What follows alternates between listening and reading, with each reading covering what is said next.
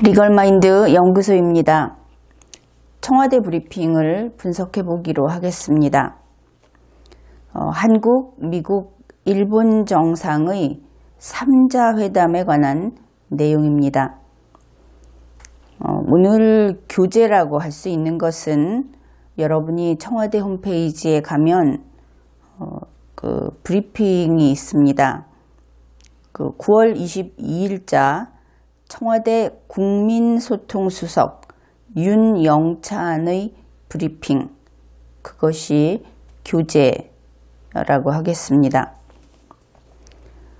청와대 브리핑을 우리가 함께 읽어보면서 지금 그 브리핑의 제목이 청와대 국민소통수석 윤영찬의 브리핑, 이렇게 제목이라기보다는 누가 작성을 했고 청와대 어떤 부서에서 그 브리핑을 올렸고 한 것들을 알려주는 제목을 읽었습니다.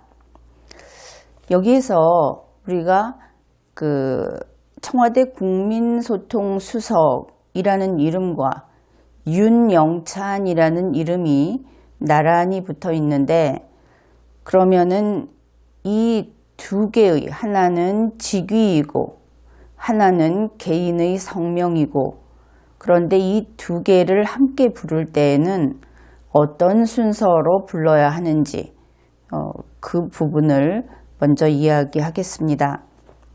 이 이야기를 하는 까닭은 국민 여러분에게 물론 언론의 자유가 있습니다. 그런데 언론의 자유가 있다고 하는 것은 자신의 사상을, 자신의 의사를 외부에 공표할 수 있는, 알릴 수 있는 자유가 있다는 뜻이죠. 그런데 근래에 문제가 되는 것은 국민들의 이러한 의사표명이 특히 특정 정치인이나 공직자, 유명인, 이런 사람들에게 집중이 되면서 그들이 명예가 훼손되었다고 주장하는 그러한 일들이 종종 있었습니다.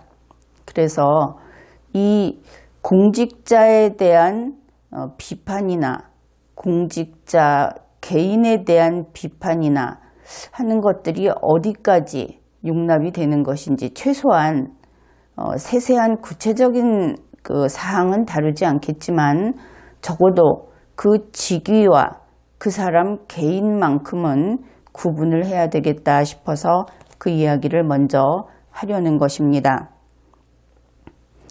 우선 직위를 표기할 때 우리가 대통령 문재인이라고 표기를 할 때가 있죠. 그리고 문재인 대통령이라고 부를 때가 있습니다.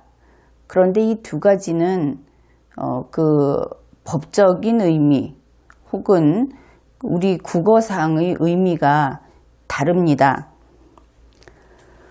대통령 문재인 이렇게 되면 대통령이라는 것이 주가 되죠. 그래서 뒤에 문재인이라고 하는 자리는 원래 괄호로 남겨놓고 그 속에 그때 다른 이름을 바꿔 넣는 것으로 보면 그것이 더 일반적인 모습입니다.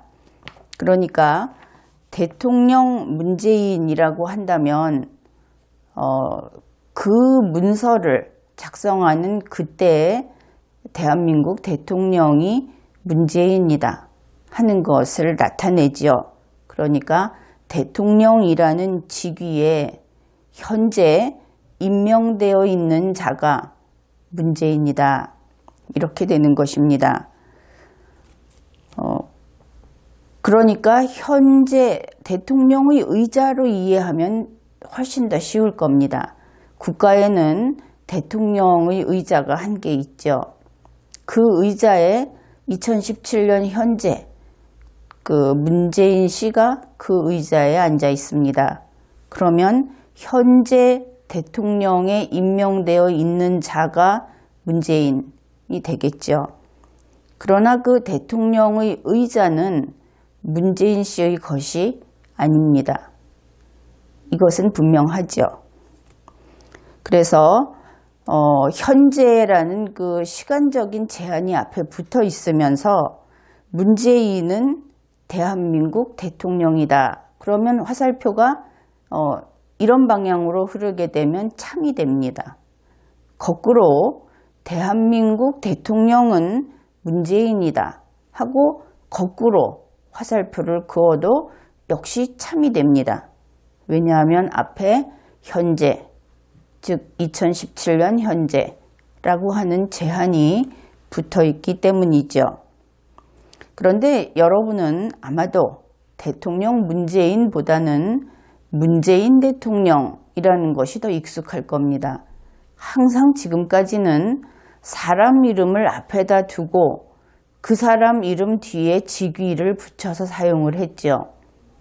그렇게 하면서 그 개인이 뒤에 직위가 붙어 있지 않은 다른 일반 국민보다는 돋보이고 더 훌륭하고 그런 사람으로 인식하고 대우하는 것이 지금까지 거의 습관처럼 되어 있었기 때문입니다. 그런데 거꾸로 된 경우를 한번 봅시다. 문재인 대통령이라고 하게 되면 문재인이라는 사람이 중요하죠. 문재인이라는 사람은 살아있는 동안 바뀌지 않습니다. 계속 문재인인 것이죠. 그런데 그 뒤에 대통령이 붙어 있습니다. 그러면 문재인은 대통령 이렇게 되는 것이죠. 다만 이 경우에 앞에 현재라고 하는 제한이 붙어 있지 않습니다. 붙여서 쓰게 되면 별 문제가 없습니다. 그러면 대통령의 의자라고 하는 것이 있을 때 이 현재라고 하는 제한이 없게 되면 그 의자가 문재인의 의자로 되어버립니다. 즉 대통령직이 문재인의 것으로 되는 것이죠. 이렇게 되면 문재인은 대통령이고 대통령은 문재인이고 이렇게 좌우가 동일하게 등치로 연결이 됩니다. 그런데 이때 문제가 무엇이겠습니까? 현재라고 하는 제한이 없다고 그랬죠. 그러면 언제나 문재인은 대한민국 대통령이다 이렇게 되겠죠. 이것은 참이 아닙니다. 가위표. 그렇다면 거꾸로 대한민국 대통령은 문재인이다. 언제나. 이것도 역시 가위표가 되죠. 그래서 문재인 대통령이라고 해서 이름을 앞에다 쓸 때에는 현재의 문재인 대통령, 현직 문재인 대통령 이런 식으로 써주어야 방금 보았던 것과 같은 그 의미가 전혀 다른 것으로 되는 그런 경우를 피할 수 있게 됩니다. 그러면 대통령 문재인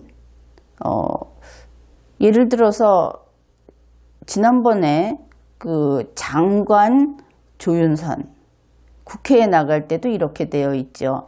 그 서명을 할 때는 항상 어느 부 장관 누구 이렇게 해서 뒤에 괄호로 개인의 이름은 그 당시의 현직인 사람이 자기 이름을 서명으로 써 넣는 것입니다. 그래서 가장 그 안전한 표기법은 방금 우리 청와대의 경우에 국민소통수석 윤영찬 이렇게 붙여주는 것이 정확한 그 격식에 맞는 것이고 이렇게 했을 때는 뒤에 또 다른 그 존칭을 붙일 필요가 없습니다.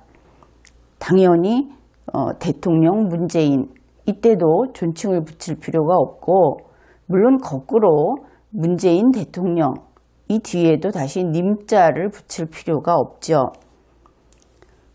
자, 이렇게 해서 직위를 어떻게 표기할 것인가를 살펴보았는데 이 직위 표기법에는 또 다른 그 중요한 의미가 숨어 있습니다.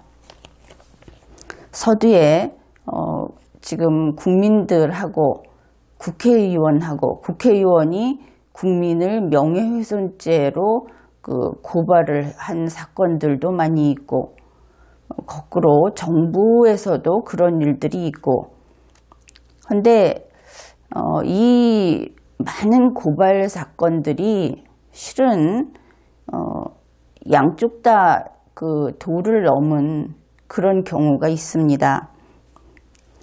그래서 대통령 문재인의 경우를 생각해 봅시다. 대통령 문재인은 그 문재인 개인이 아니라 대통령인 문재인을 가리키죠. 그래서 대통령 문재인을 국민이 비판을 하게 되면 이것은 그 대통령의 의자에 앉아 있는 공무원, 그 국민의 공복이다 이렇게 이야기를 하는데, 그를 비판하는 것입니다. 그래서 이 경우에는 명예훼손죄가 성립되지 않습니다. 대통령 자리에 앉아 있는 사람에게 대통령 자리에 앉아 있는 사람으로서 비판을 하게 되는 것은 그 개인의 명예가 거기에 있는 것이 아니죠. 요즘 대통령 명예훼손, 대통령의 존엄을 거스르면은 처벌을 하자, 이런 이야기를 가끔 드물지만 듣게 되는데, 그것은 터무니없는 이야기입니다. 대통령은 존엄한 존재가 아닙니다. 왕도 아니고 또 국민 위에 있을 수도 없고 대통령의 명예라는 것은 없습니다. 다른 나라에서 대한민국 대통령을 모욕한다든지 하게 되면 그것은 대통령의 명예가 아니고, 그러니까 문재인 씨의 명예가 아니고 대통령의 의자의 명예를 침해하기 때문에 국가 차원에서 대응을 하게 되는 것이죠. 그런데 거꾸로 문재인 대통령이라고 했을 경우 그때를 생각해 봅시다. 문재인 대통령이라고 했을 때는 문재인이라는 사람이 앞에 나와 있죠. 그래서 이 문재인이라는 사람은 자연인인 문재인이 있고, 그 다음에 대통령이라는 공무원직을 그냥 문재인을 붙여서 부를 때가 있고, 이렇게 되겠죠. 그래서 문재인 대통령이라고 했을 때 대통령의 의자에 앉아있는 문재인 씨를 가리킨다면 그것은 앞의 경우하고 비슷합니다. 그래서 이때는 그 명예훼손죄가 성립되지 않습니다. 그런데 이제 자연인 문재인이 있겠죠. 이 문재인이라고 하는 신체가 하나밖에 없는데 그 사람에게는 개인으로서의 생활, 그 개인으로서의 법적 지위가 있고 또 대통령직을 수행하는 공무원으로서의 법적 지위가 있고 이렇게 겹쳐져 있습니다.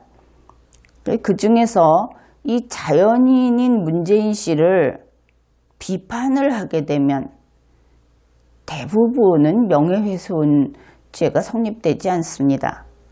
비판 정도는 자유롭게 해야 되고, 더구나 그 공적 인물론이라는 것이 있어서 그 공적인 활동을 하는 사람은 좀 더 그 참아야 하는 수인 한도라고 하는 것이 더 높습니다. 그래서 개인의 경우에는 그날그날의 기분에 따라 다투고 싶은 부분도 있고 하겠지만 그 공적 인물로서 그런 것을 참도록 법은 그렇게 다루고 있습니다. 그런데 이때 문제가 되는 것은 자연인인 문재인 씨를 비판이 아닌 비난을 하게 되는 경우, 개인적인 개인사를 들춰서 비난을 하게 되는 경우, 이럴 때에는 명예훼손죄가 성립될 수 있습니다. 그래서 여러분들이 어떤 정치인이 마음에 안 드는 것은 실은 그가 맡은 임무를 제대로 못하기 때문에 마음에 안 드는 것이지요. 가령 국회의원이면 국회의원의 임무, 대통령이면 대통령의 임무를 제대로 하지 않아서, 혹은 정부에 있는 공무원들의 경우에는 그 정책이 마음에 들지 않아서 이래서 비판을 하게 되죠. 그런데 그러한 비판은 결코 그 비판이 강도가 매우 강하다고 하여도 명예를 훼손하지는 않습니다. 그런데 국민들 가운데에는 어떤 정치인이 그의 임무를, 결국은 국회의원도 공무원이니까 그 공무를 제대로 수행하지 못하는 것을 불만을 갖고 있다가 보니까 그 사람이 생긴 것도 싫고, 그 사람이 하는 짓도 싫고, 그 사람이 먹는 모습도 싫고, 이렇게 돼서 개인을 공격합니다. 마치 자기가 마음에 들지 않는 정치인은 같이 살기 싫다는 식으로, 그 사람한테는 어떤 가해를 해도 괜찮다는 태도로, 그런 식으로 사생활을 들춰내고 남들 앞에서 그런 것을 비난하고, 또 그 사람의 어떤 신체적인 결함이라든지 그런 것들을 퍼뜨리고, 소문을 퍼뜨리고 하면 그것이 아무리 사소한 것이라도 그때는 명예훼손이 돼버립니다. 그래서 국민들도 이 사람을 비판할 때 사람을 미워하면 안 됩니다. 이것은 장기간 교육이 필요하고 훈련이 필요한 일이기는 한데, 여러분 스스로도 이제 성숙한 국민으로서 이것을 체득해야 할 것입니다. 사람을 미워하지 마십시오.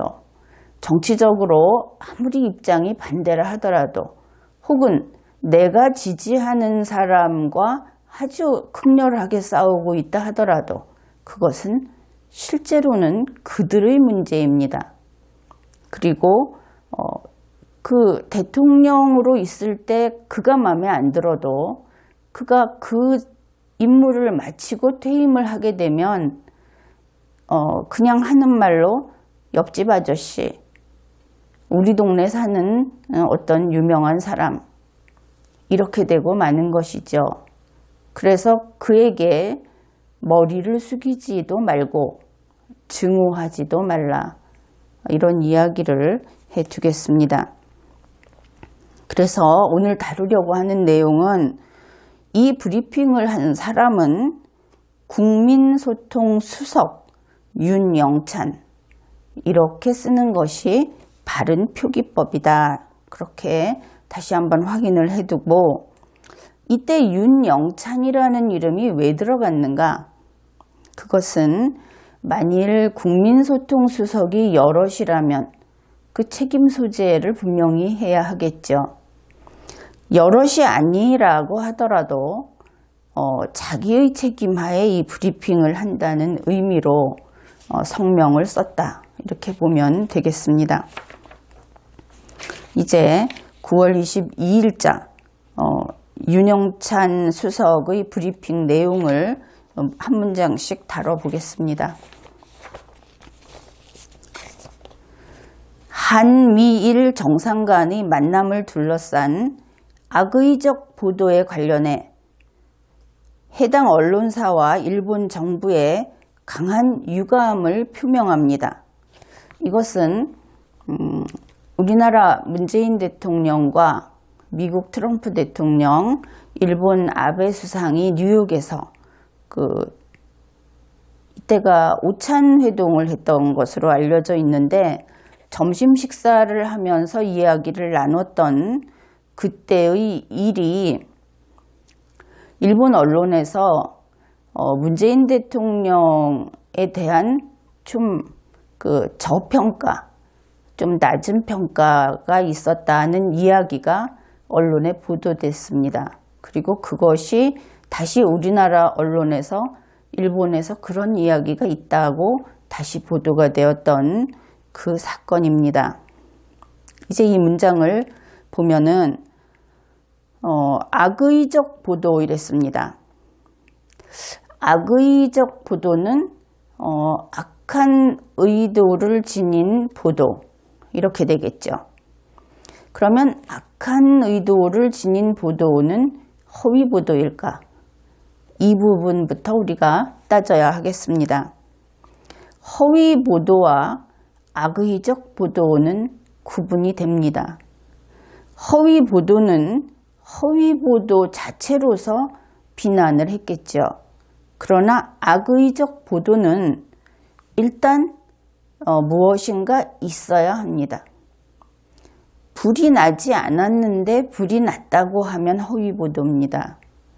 그러나 불이 났는데 불을 일부러 질렀다고 하면 악의적 보도가 되겠죠. 그것이 거짓이라고 할 때. 그러니까 불이 났다, 화재가 발생했다 하는 사실이 일단 있어야 그 다음에 악의적 보도가 가능하겠죠. 그래서 허위 보도와 사실의 보도를 구분할 때 악의적 보도는 허위 보도가 아니라 사실의 보도 쪽에 분류가 됩니다. 단 악의적 보도는 사실을 보도할 때 악의적으로 보도하는 것이죠. 이 부분은 확실해졌죠. 그 다음에 청와대에서 그 해당 언론사와 일본 정부 양측에 강한 유감을 표명한다 그랬습니다. 해당 언론사는 물론 일본의 언론사이고 그리고 일본 정부 양측에 했다는 것입니다. 그러면은 방금 우리가 악의적 보도라는 것이 사실 보도이되 악의적으로 보도하는 것이라고 풀이를 해보았죠. 그러면 무엇을 어디에 유감 표명을 했는지가 명백해집니다. 사실 보도 부분은 일본 정부에게 유감을 표명하고 이건 뒤에서 보면 그 사실이라고 하는 것이 일본 정부 측으로부터 흘러나왔기 때문에 그렇게 되고 그 다음에 악의적 보도 부분은 당연히 언론사가 장악하고 있죠. 그래서 악의적 보도 부분은 해당 언론사에게 그 유감 표명을 했다. 이렇게 이해를 할 수 있습니다. 그러면 이 악의적 보도는 어떤 것일까?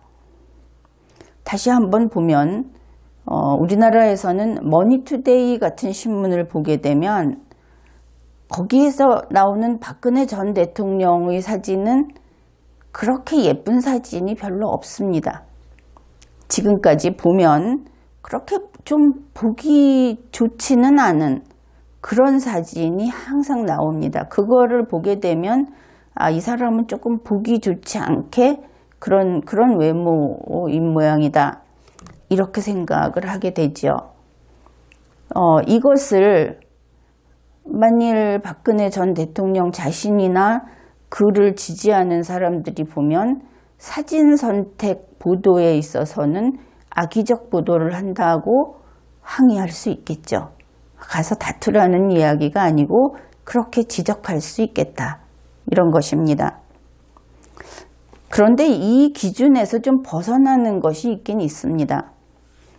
요즘 현재의 대통령 제17대 제19대 보궐 대통령 문재인의 경우에는 그 사진이 어느 언론사 할 것 없이 내가 보기에는 그렇게 보기 좋은 사진이 보도되지 않습니다. 동영상을 보다 보면 좀 더 반듯하고 또 보기 좋은 모습이 있는데 그럼에도 불구하고 각 언론사에서 보도하는 사진을 보거나 청와대에서 걸어놓는 사진을 보더라도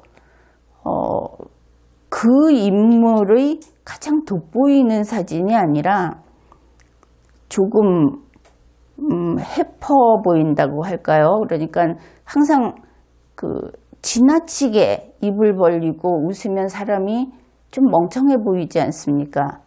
똑똑하게는 안 보이죠. 그런 사진을 사방에서 걸어 놓는다는 그 좀 특이한 경향이 있습니다. 이 경우에는 머니투데이는 악의적이고 청와대는 아니고 이렇게 얘기할 수 없는 것이죠. 이제 그 청와대 브리핑 두 번째 문장을 보겠습니다. 어제 일본의 한 신문은 일본 정부 관계자를 인용해 트럼프 대통령이 오찬 때 아베 총리에게 북한을 봉쇄하려면 힘이 필요하다. 아베 신조는 힘이 있고 문재인 대통령은 힘이 없다고 말했다고 보도했습니다. 이것이 브리핑 내용입니다. 그러니까 어제 이 브리핑을 한 것이 9월 22일이니까 9월 21일 일본의 모 신문이 일본 정부 관계자의 말을 보도했다. 이것이 핵심이죠. 그 일본 정부 관계자의 말은 트럼프가 아베에게 문재인 대통령의 얘기를 했는데 별로 좋지 않게 이야기했다. 이렇게 되겠습니다. 거기에 대해서는 아무 얘기도 없고 이렇게 소개를 했고 세 번째 문장으로 넘어갑니다. 오늘 일본의 통신과 방송은 한미일 정상회담에서 내내 지금 같은 그 오찬 모임을 이야기하고 있습니다. 한미일 정상회담에서 한국의 대북 취약계층 돕기용 800만 달러 지원 결정에 미일 정상들이, 미국과 일본의 정상들이 부정적 의견을 표한 것으로 보도됐습니다. 그러니까 어제는 트럼프 대통령이 아베 총리에게 문재인 대통령은 힘이 없어요. 이렇게 이야기를 했다는 것이고, 오늘은 일본의 통신과 방송들이 그 같은 날 트럼프 대통령과 아베 총리가 한국이 북한에 800만 달러 지원하는 거에 대해서 무엇인가 나쁘게 부정적으로 이야기를 했다. 그런 내용입니다. 그런데 다음 문장을 보면 특히 아베 총리를 수행하는 관계자는 트럼프 대통령이 상당히 화를 냈다고 말했다고 보도했습니다. 그러니까 세 사람이 점심 식사를 하는데 물론 그 수행원도 있고 여럿이 그 배석자도 있고 하니까 좀 떨어져 앉아 있었겠죠. 그런데 그 한국과 미국과 일본의 그 대통령이나 수상이 모여서 식사를 하는 자리에서 한국 대통령만 따로 놔두고 미국 대통령과 일본 수상이 이런 이야기를 했다는 것입니다. 북한에 돈을 지원하다니 마음에 안 들어 라든지 또 트럼프 대통령이 지금 같을 때 이렇게 북한에 돈을 보낸다는 게 화가 난다고 화를 냈다. 이러한 보도가 있었다. 그러면 여기까지를 보게 되면 우리는 진위는 모릅니다. 그런데 청와대가 지금까지 이렇게 하는 이야기가 뭐냐면 첫 문장에서 악의적 보도를 했다고 그랬죠. 허위 보도는 아니고 사실을 근거로 해서 좀 나쁘게 이야기를 한 것을 보도했다. 그렇다면 지금 여기에서 소개한 그 문재인 대통령은 힘이 없다. 또는 대북 지원 800만 달러 하는 거, 지원하는 거 싫다. 트럼프 대통령이 상당히 화를 냈다.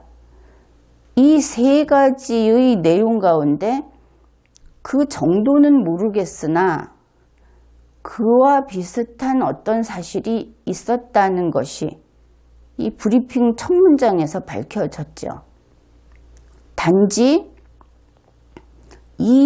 이러한 어떤 정보가 있었는데 그것을 문재인 대통령한테 마이너스가 되는 식으로 보도를 했다. 그죠? 막연히 이 브리핑을 하는 사람은 그의 의도는 이런 것이다. 우리가 그렇게 이해를 할 수 있습니다. 이제 지금까지 한 일종의 사실관계에 해당되는 것인데 거기에 대해서 청와대의 입장이 나오기 시작합니다. 그 부분을 잘 살펴보기로 하죠. 그러나 현장에 배석한 우리 관계자는 해당 보도는 전혀 사실이 아니며 의도적 왜곡이 있는 것 같다고 말했습니다. 지금까지 있었던 일본의 신문과 일본의 또 다른 언론과 방송이 보도한 그 모든 내용에 대해서 청와대가 정면으로 반박하는 것은 이 문장 하나밖에 없습니다. 현장에 배석한 그 오찬 모임에 같이 앉아 있었던 우리 관계자는, 그러니까 이때는 청와대 관계자, 공무수행을 배석하고 있었으니까 공무수행을 하던 청와대 소속 공무원이 되겠죠. 그가 이야기를 했다는 것입니다. 뭐냐 하면 해당 보도는 앞에서 3건을 이야기했는데 그 중에 어느 것이라고 특정하지는 않았습니다. 그냥 해당 보도는 전혀 사실이 아니며 이랬습니다. 우리는 이 청와대 브리핑의 첫 줄에서 그것이 허위 보도는 아니고 악의적 보도라고 밝혔던 것을 보았죠. 그런데 이 청와대 관계자는 해당 보도는 전혀 사실이 아니다. 전혀 사실이 아니면 허위여야 하겠죠. 이렇게 되면 자신들이 서두에서 주장한 그 논점을 깨뜨려 버리게 됩니다. 그러면 제일 처음에 악의적 보도가 아니고 허위 보도였다고 했어야 하겠죠. 어쨌든 이 청와대 관계자의 이야기는 전혀 사실이 아니다 이랬습니다. 허위 보도이다. 자, 그러면 이 부분만 보죠. 청와대의 공무원이면서 이 삼국 정상이 오찬 모임을 하는 자리에 배석을 해서 공무수행을 했던 그 공무원은 일본의 해당 보도가 허위 보도이다라고 했다고 청와대가 발표했습니다. 공식 브리핑으로. 이제 이 내용이 사실이 아니면 청와대가 책임져야 되는 일로 된 것이죠.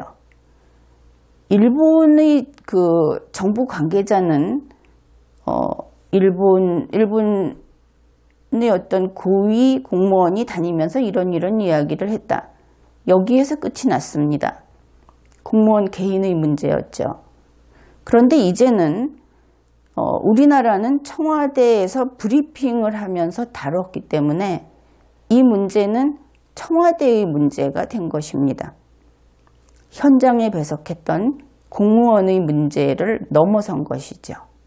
따라서 만일 해당 보도가 허위 보도가 아니면 청와대가 법적인 책임을 져야 할 것입니다.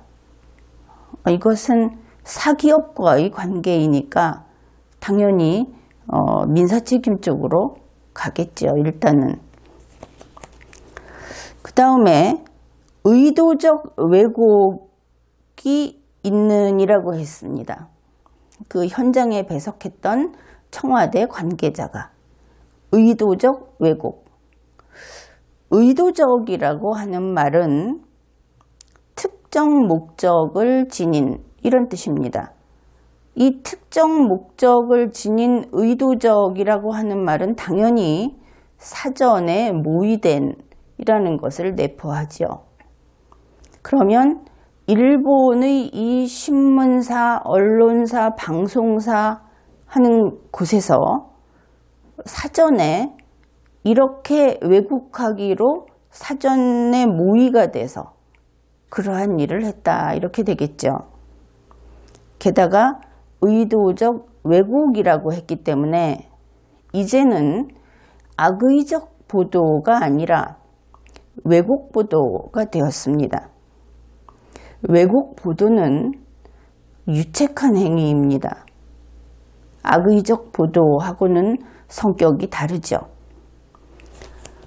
그래서 이 해당 보도가 의도적으로 왜곡을 한 보도라고 한다면 이 일본에서 해당 보도를 한 자, 그리고 그 해당 보도를 한 기관은 법적 책임을 져야 합니다.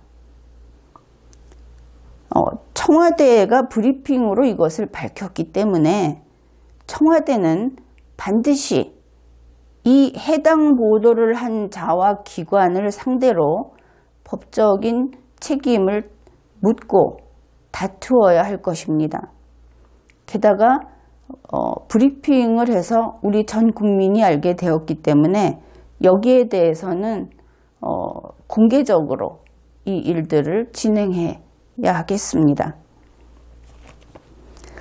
그런데 이 문장의 끝부분이 좀 석연치 않습니다. 현장에 배석한 우리 관계자는 해당 보도는 전혀 사실이 아니며 의도적 왜곡이 있는 것 같다고 말했습니다. 이렇게 브리핑을 했습니다. 있는 것 같다.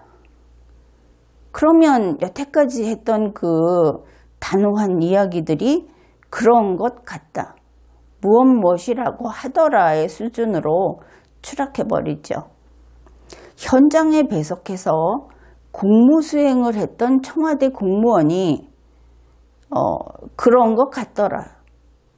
이 정도의 이야기를 한 것을 가지고 청와대가 브리핑을 했다. 거기다가 이렇게 되면 그런 것 같더라라는 이런 단순한 추측이라고 한다면 방금 우리가 이렇게 세세히 살펴본 이 문장 앞에서 일본에서 나온 세 건의 그 세 종류의 그 보도에 대해서 반박하는 가장 힘 있는 한 개의 문장은 반박 근거를 인정할 수 없게 되죠.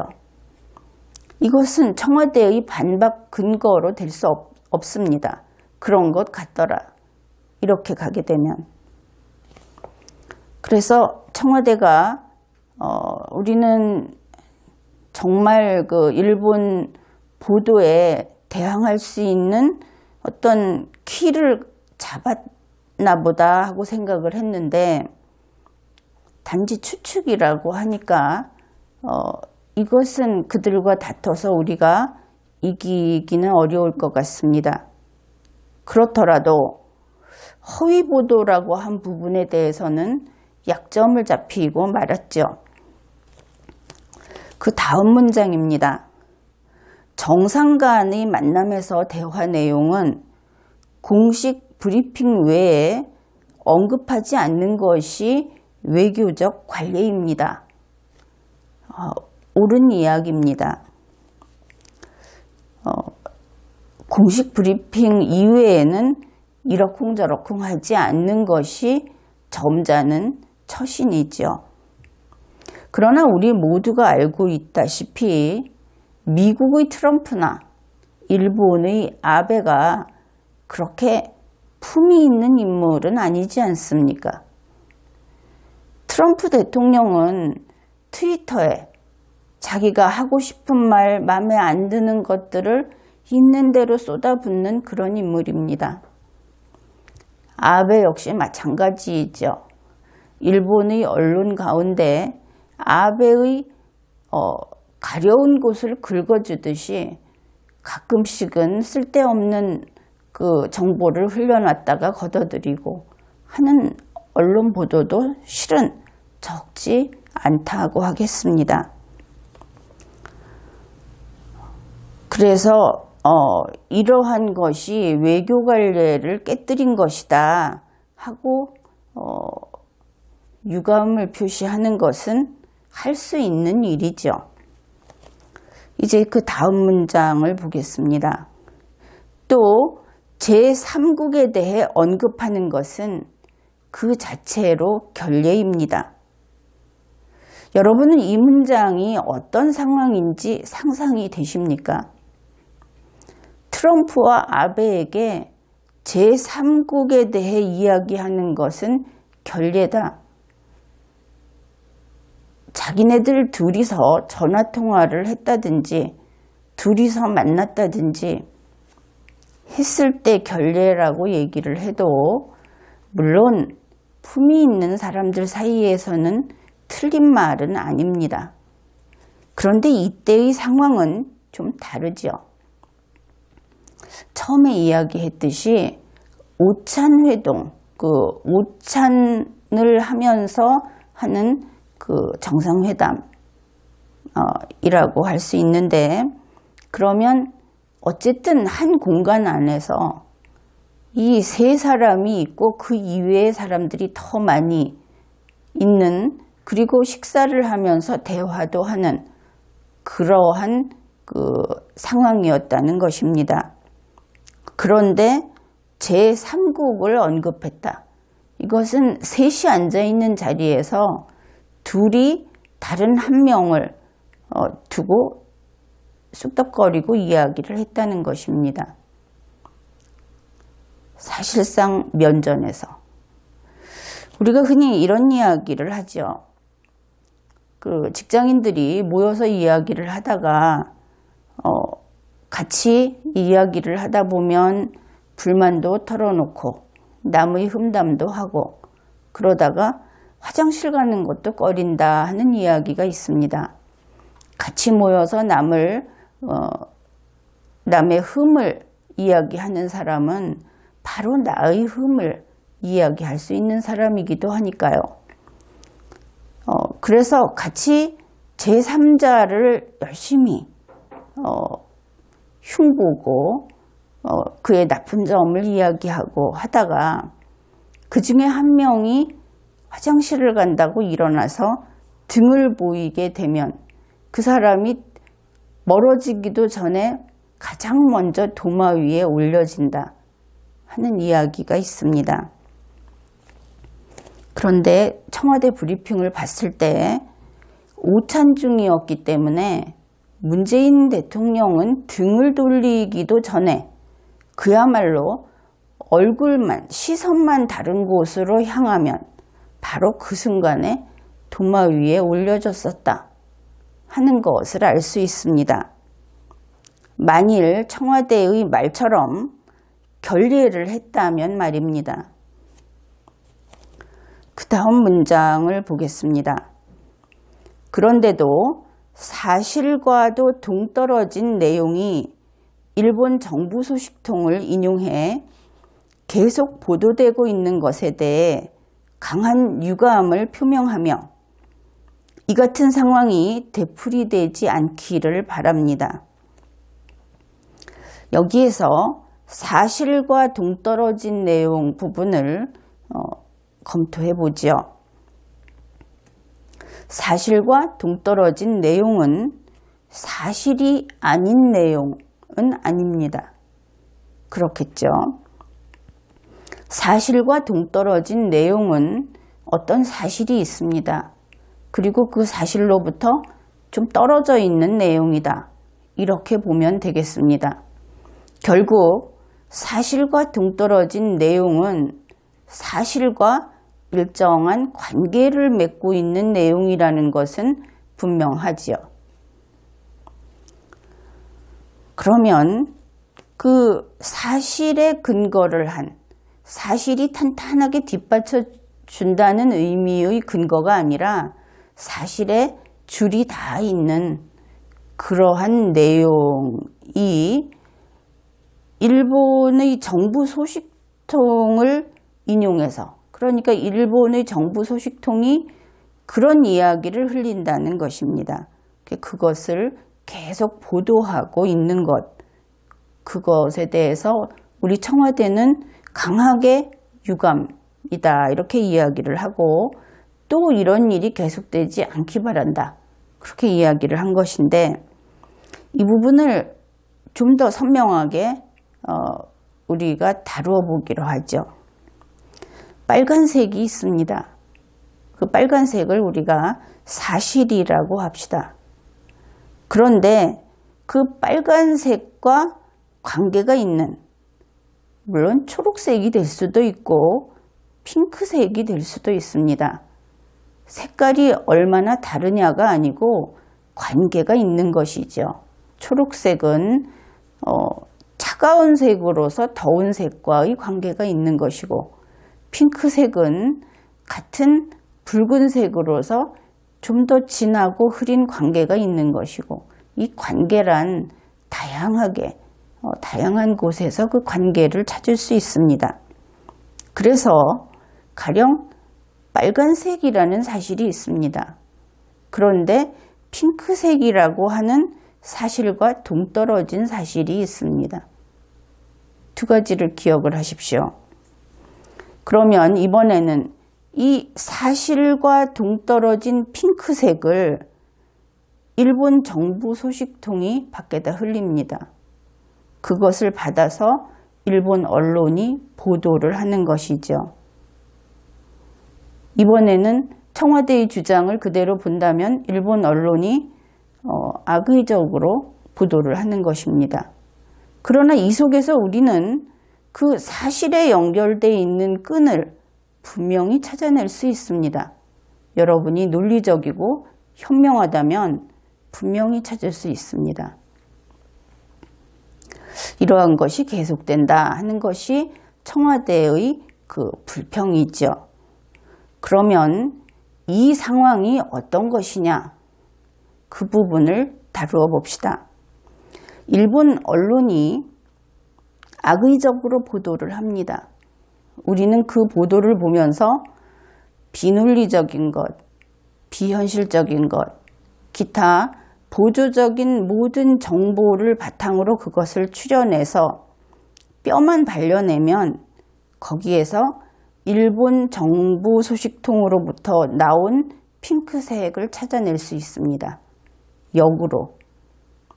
그 다음에 일본 정부 소식통으로부터 나온 핑크색을 찾게 되면 또다시 어떤 전문적인 정보와 논리적인 추론을 통해서 우리는 빨간색에까지 도달할 수 있습니다. 사실을 찾아낼 수 있는 것이죠. 이러한 추적이 가능합니다. 사실은 언론이 보도를 제대로 못하고 혹은 정부가 개입해서 보도를 좀 다른 방향으로 틀어놓더라도 결국은 원래 있던 사실에 이어져 있는 줄은 유능한 사람이라면 찾아내게 마련입니다. 어쨌든 이러한 그 구조를 지닌 일련의 보도 사건에 대해서 우리 청와대는 강한 유감을 표시하고 이 상황이 또 일어나지 않도록, 이런 상황이 또 생기지 않도록 바란다고 이야기를 했습니다. 다음 문장입니다. 이 같은 행태가 한일 간의 우호적 관계에 악영향을 끼칠 수 있음을 우려하는 바입니다. 청와대가 일본에 경고를 했죠. 그런데 이 문장도 우리 청와대에서 나오는 문장들이 항상 그렇듯이 도대체 누가 행동하는 자이고 누가 그 행동의 효과를 받는 자인지가 뒤섞여 있습니다. 아주 그것이 잘 드러나 있는 문장입니다. 한국과 일본의 관계를 살펴보기로 하겠습니다. 우리 청와대는 한국과 일본이 우호적 관계라고 이야기를 합니다. 어떤 우호적 관계인가? 현재 우리 정부는 과거 일본과 맺은 위안부 협상 이것을 무효로 하겠다고 하고 있습니다. 한 번 맺은 계약이죠. 개인의 관계라고 하면 계약인데 이 약속, 계약을 되돌리겠다는 것이죠. 이것은 스스로 자신의 신뢰를 무너뜨리는 행위입니다. 국가 간에 이런 일이 생기면 그 관계는 결코 우호적이 될 수 없죠. 그 다음에 북한이 일본 쪽으로 미사일 발사를 했습니다. 그리고 종종 일본을 위협을 하고 있죠.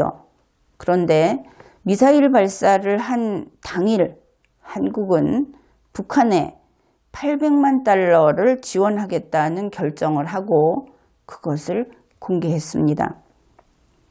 이 800만 달러 지원 결정은 계속 논란이 되고 있습니다. 한국과 일본의 우호관계는 이런 우호관계입니다.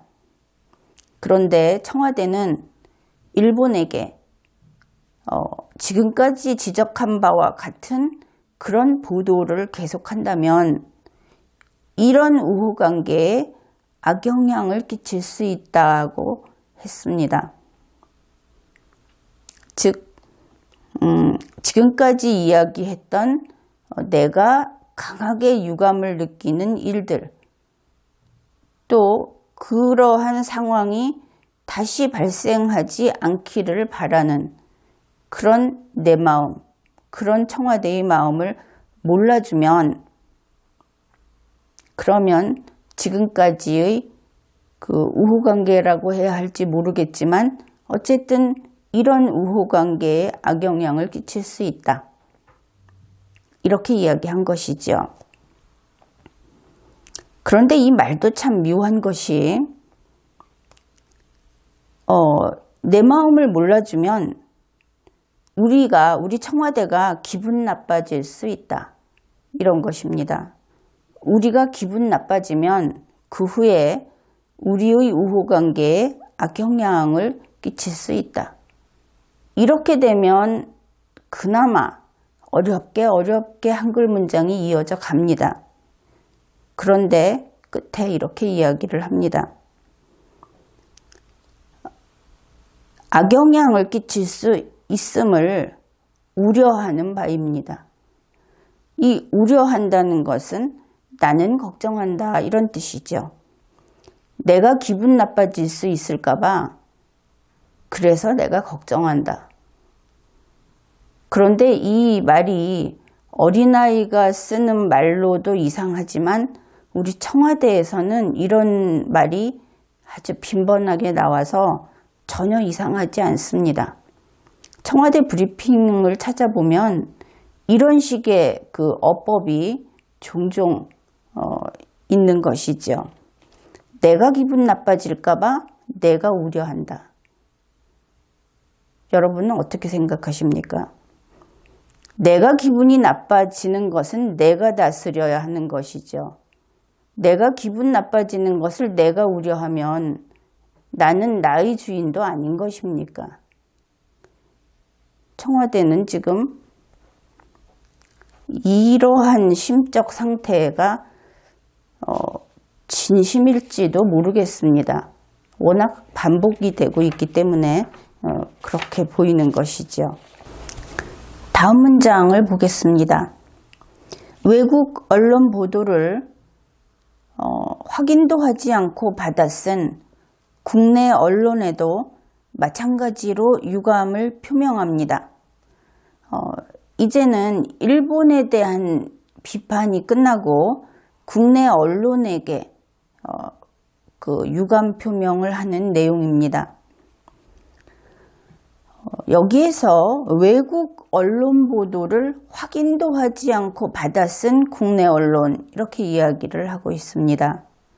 그런데 외국 언론 보도는 언론 보도이죠. 여기에서는 일본 언론 보도를 가리킵니다. 일본은 문화적으로도 상위권 국가이고 일본의 언론 보도가 신뢰성이 있는 것은 인정을 할 겁니다. 그러니까 그 일본 언론이 보도한 내용이 사실인지 아닌지 하는 것은 일본 언론이 책임을 져야 하겠죠. 그리고 그 일본 언론에 대해서 일본 정도의 나라, 거기에서 그 인용을 했던 그 언론사 정도의 그 보도에 대해서는 우리가 일반적으로 신뢰를 이 정도 할 수 있다 하는 그 수준을 벗어나지 않으면 외국 언론 보도를 인용해서 쓴 것에 대해서 비난을 할 수 없겠죠. 그런데 청와대에서는 여기서 한 걸음을 더 나갑니다. 외국 언론 보도를, 그것도 일본 언론 보도를 확인도 하지 않고 받아 썼다고 하는 것입니다.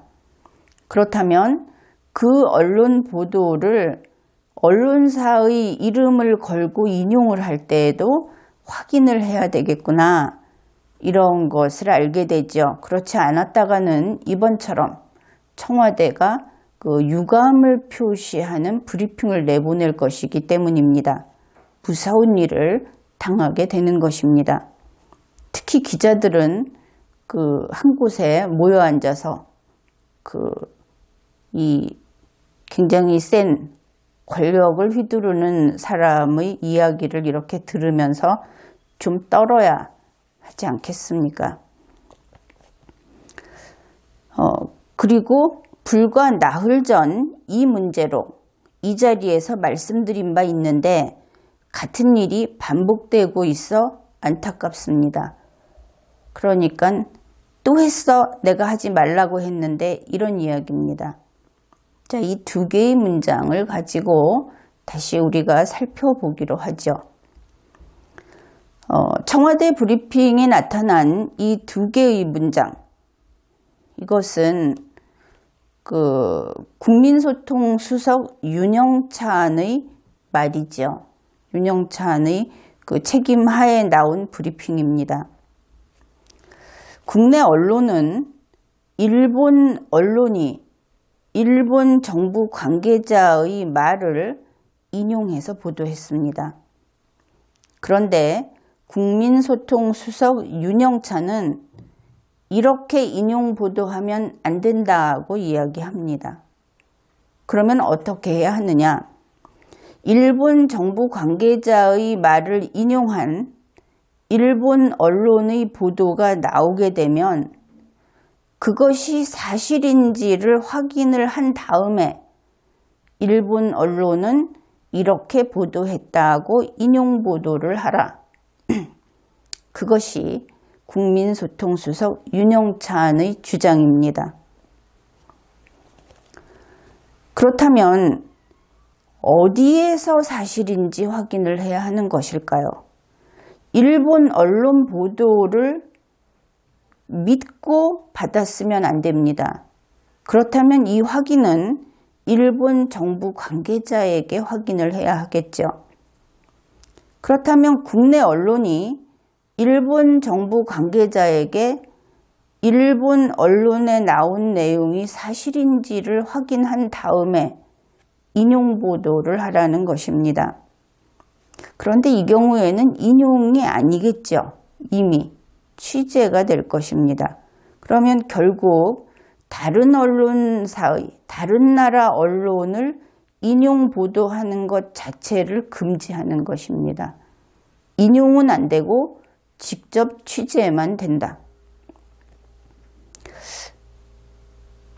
그렇다면 이 경우에는 청와대가 그 사실을 확인해 주는 역할까지 맡겠다는 것인지, 그러면 청와대가 통신사가 되는 것이겠죠. 사실을 확인한 다음에 언론사에게 퍼뜨려주는 역할을 해야 할 테니까.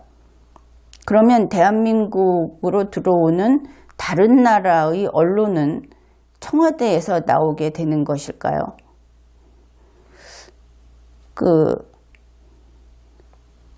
인터넷 사용을 국가가 통제하는 중국, 그것하고 굉장히 비슷한 모습이라고 하겠습니다.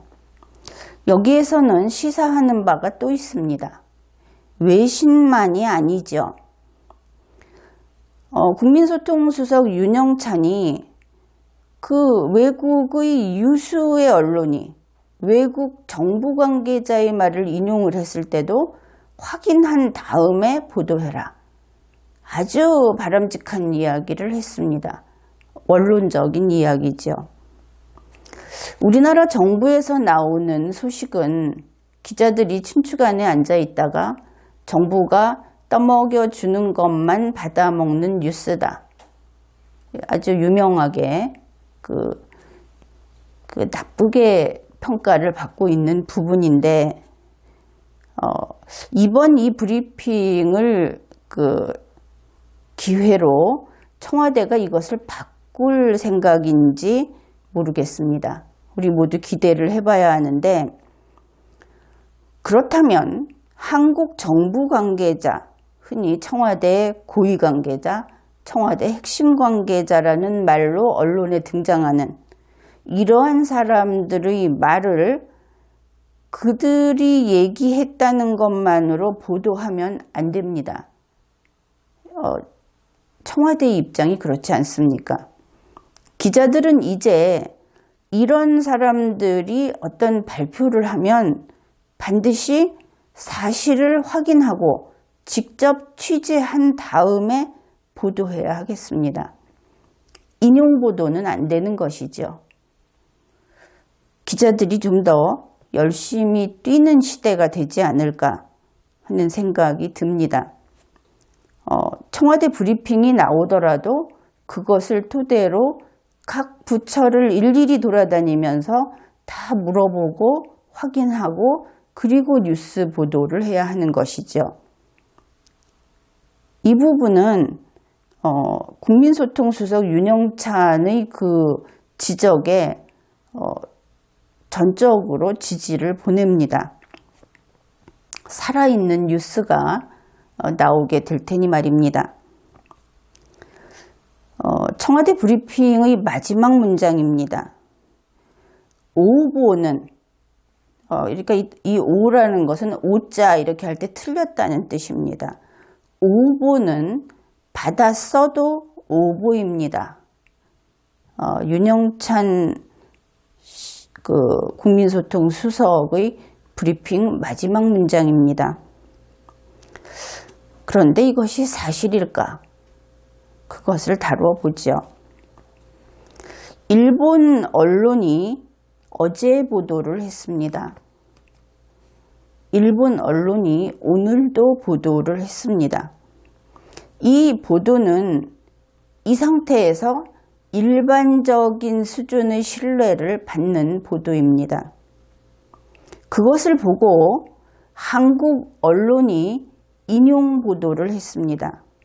그래서 한국 언론은 어제 인용 보도를 했고 오늘도 인용 보도를 했습니다. 여기까지 한국 언론은 엄연히 사실 보도를 한 것이죠. 일반적 신뢰 수준의 외국 언론 보도를 인용해서 보도했기 때문입니다. 그 정도의 신뢰를 받아야 하는 것이죠. 그런데 오늘 인용 보도가 나온 이후에 이렇게 보죠. 청와대에서 유감 표명용의 브리핑이 나왔습니다.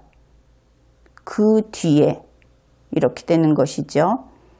그런데 청와대에서 유감을 표명하는 브리핑이 나왔다고 해서 일본의 어제 언론 보도, 일본의 오늘 언론 보도가 오보로 되는 것은 아닙니다. 왜냐하면 정상회담은 대외적으로 비공개라고 청와대가 밝혔습니다. 바로 그 정상회담 장면을 열어서 보지 않는 한은 누가 옳은지를 확인할 길이 없는 상태인 것이죠. 그래서 이제 이렇게 생각을 해봅시다. 오늘 브리핑이 나왔습니다. 청와대 브리핑이. 그런데 내일 사실 여부가 확인되는 것으로 생각해 두지요. 지금까지는 확인되지 않았으니까. 그 사실 여부 확인은 트럼프 대통령, 아베 총리, 문재인 대통령, 특히 트럼프 대통령과 아베 총리가 그런 이야기를 했다 안 했다 하고 밝혀주면 되는 것입니다. 또는 미국 정부와 일본 정부가 확인해 주면 되는 것이지요. 세 번째로 이 문제의 보도를 한 일본 언론이 그것은 허위 보도였다, 아니면 오보였다 하면서 공개적으로 이 사실을 확인해 주면 됩니다. 그러면 이러한 사실 확인이 있게 되면 청와대의 브리핑은 이유 있는 것으로 되고, 청와대가 지적한 일본의 그 언론 보도는 오보로 됩니다. 그런데 언제 되느냐? 내일 됩니다. 그렇죠? 사실 확인은 내일 된다고 했으니까. 그러면 내일 사실 확인이 됨으로써 청와대의 브리핑이 이유 있고 일본의 언론 보도가 오보로 되더라도 그것은 내일 오보로 됩니다. 어제의 보도를 인용한 것은 오보를 인용한 것이 아닙니다. 오늘의 보도를 인용한 것도 오보를 인용한 것이 아닙니다. 따라서 청와대가 오보를 받았어도, 즉 오보를 인용해도 오보입니다라고 하는 이야기는 오늘 할 수 없습니다. 내일 해야 합니다. 그런데 브리핑은 오늘 나왔습니다. 그러면 오늘 하는 청와대 브리핑이 내일 알게 될 사실을 근거로 자신이 옳다고 주장할 수 없겠죠. 이해가 되셨습니까? 자, 청와대는 스스로 빠져나올 수 없는 회오리 속에 갇혀 있습니다. 이러한 문제를 해결할 수 있죠.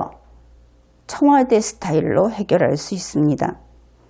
청와대는 이번 사건 같으면 일본 정부 소식통, 일본 언론, 또 아쉬우면 국내 언론하고 사전 조율을 하면 될 것입니다. 사전 조율 잘하지 않습니까? 결국 청와대 수석 윤영찬의 브리핑은 한국 언론을 근거 없이 비난한 것이 되어버렸습니다. 왜냐하면 9월 22일자 브리핑인데 최소한 지금까지 우리가 지금 이 이야기를 나눈 이 순간까지 트럼프 대통령과 아베 수상은 자기들이 그런 이야기를 했다고 밝히지 않았습니다. 그러니 아직 사실이 확인이 되지 않은 것이고, 청와대는 한국 언론을 근거 없이 비난한 것이죠. 이번 일은 한국 언론이 비난받을 내용도 아니었고 비난받을 일도 아니었습니다. 현재 우리의 청와대는 습관적으로 한국 언론을 비난하는 버릇이 있습니다. 그것이 우리 국민들 눈에 계속 잡히고 있는 것이죠. 바로 청와대 스스로 청와대 프레임에 갇혀 있는 것입니다. 청와대는 우리 개인들에게 있어서 국민의 사상 및 언론의 자유를 통제하면 안 됩니다. 그것은 헌법 위반입니다. 그리고 청와대는 언론사의 보도를 이런 식으로 내용을 가지고 통제하면 안 됩니다. 그것은 청와대가 누구보다 잘 알고 있을 겁니다. 이렇게 해서 이번에는 청와대 브리핑을 분석해 보았습니다. 이번 회에는 여기까지 하겠습니다.